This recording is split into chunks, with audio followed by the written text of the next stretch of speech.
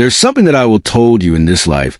Never give up in any situation that you find yourself. In a small village, surrounded by dusty roads and whispering trees, lived a boy with no shoes, no parents, and no one to call his own. His name was Rohan. To many, he was just the orphan.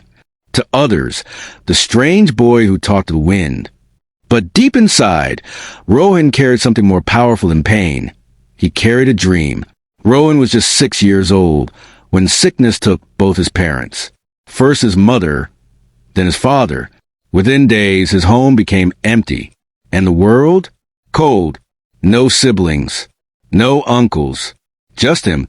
He found shelter behind the old village church.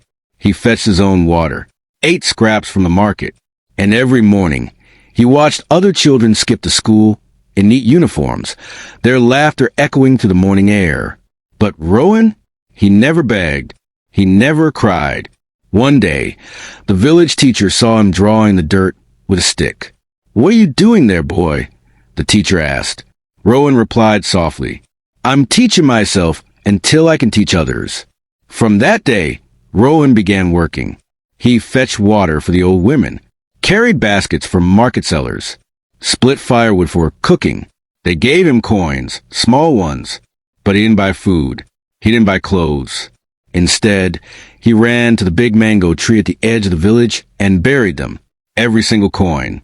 The other children laughed. "Is the tree your bank? Are you saving for a bicycle?" Rohan only smiled and said, "I'm saving to build something greater than myself." They didn't understand. But deep down, Rohan believed. He never entered the school gates. But every evening, he listened through the windows, repeating lessons to himself when everyone was gone. He taught himself to read using torn newspapers and old wrappers. He learned numbers by counting mangoes and market change. By age 12, he could solve problems even the older students struggled with. But he still had no books, no shoes, no classroom of his own, only a dream that refused to die.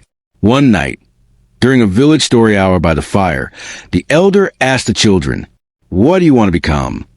Some shouted, "Nurse." Others, "Soldier," "Footballer." Rohan stood up. "I want to build a school," he said. The crowd burst into laughter. "You? Build a school? You don't even have slippers." Even the elders chuckled, but one old man kept quiet, watching him closely. At 15, Rohan gathered his saved coins. He walked to a nearby town and bought old roofing sheets, some nails, and planks. He cleared a small piece of land near the tree, where he buried his hope. With no blueprint, no training, he began to build. One stick, one stone, one wall. Some laughed, some stared, but slowly a classroom appeared. The village carpenter walked past one afternoon and saw Rohan struggling to hammer a crooked nail. He shook his head and said, "Let me help, before you break your fingers." That was the first helping hand. Then the widow brought leftover cement. Then a young teacher offered to teach part-time. A traveler passed through and donated chalk and notebooks. The orphan's dream became a village mission. At 17, Rohan opened a school. The first students sat on logs. The chalkboard was a piece of painted wood. The roof leaked when it rained, but no one complained. They called it Rohan's Tree School. Children came from neighboring villages, some walking miles, just to learn under the tree. Rohan taught not just subjects, but purpose, dignity, and belief. One day, a journalist visited the village and heard whispers about the barefoot teacher. He was shocked to see a school built by a boy who never finished primary school himself. He wrote an article, "The Orphan Who Built a School." The story spread like wildfire. People from the city came. They brought school bags, desks, textbooks, even solar panels. But Rohan, he still taught under the tree. When asked why, he said, "Because this is where it all started. I don't teach for comfort. I teach from the heart."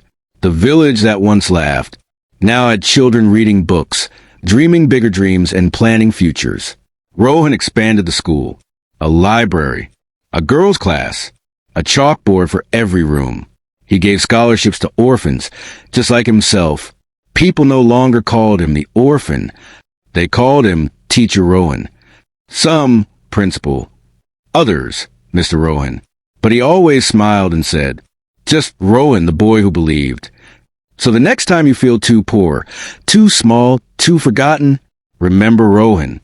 He had no parents, no money, no shoes, but he had purpose.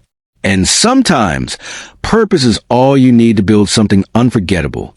Did this story touch your heart? Let us know in the comments. Share this video if you believe in the power of dreams. Subscribe for more powerful stories that will stay with you.